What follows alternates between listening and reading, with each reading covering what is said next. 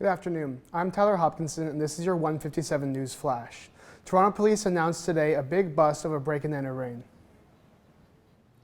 Since the fall of 2016, police officers from across the city have been engaged in an investigation into a group of individuals responsible for multiple residential break-and-enters.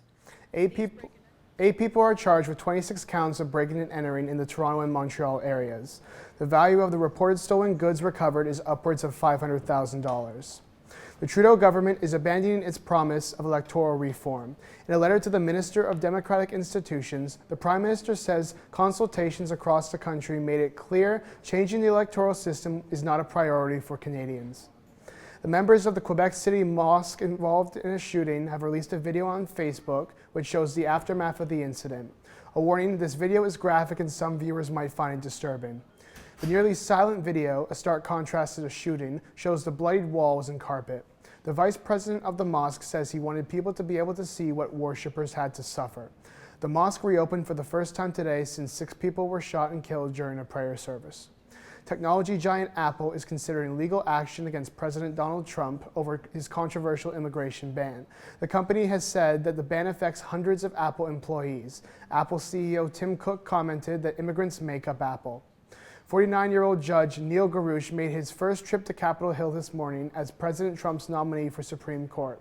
Garouche's approval still has to go through multiple levels of government, including the Senate, where he needs 60 out of 100 seat votes. A huge raid done by German police today targeting ISIS recruiters. The operation resulted in the capture of a Tunisian man whose authorities say was a leader in the Tunis museum attack last year.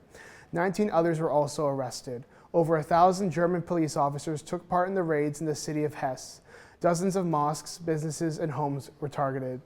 Israeli police are forcibly removing Israeli settlers from the West Bank. This after a court ruled that their homes were built on private Palestinian land. But at the same time, the Israeli government announced it's approved the construction of 3,000 more homes in the area. And now here's Kevin Sackdeland with the latest in sports. The NHL All-Star break is over, but someone forgot to tell the Leafs. At least that's how it looked when the Dallas Stars blew them out for 5 goals in the first period and rode off with a 6-3 win last night. The Toronto Raptors were in action last night against the New Orleans Pelicans. Kyle Lowry carried the load for the team, scoring 33 points in a 108-106 overtime thriller. That's all for sports for now. Back to you, Tyler. Thanks, Kevin. And that's all for news flashes from the Sheridan Sun newsroom. Make sure to catch Sup Sheridan at 3 p.m. today.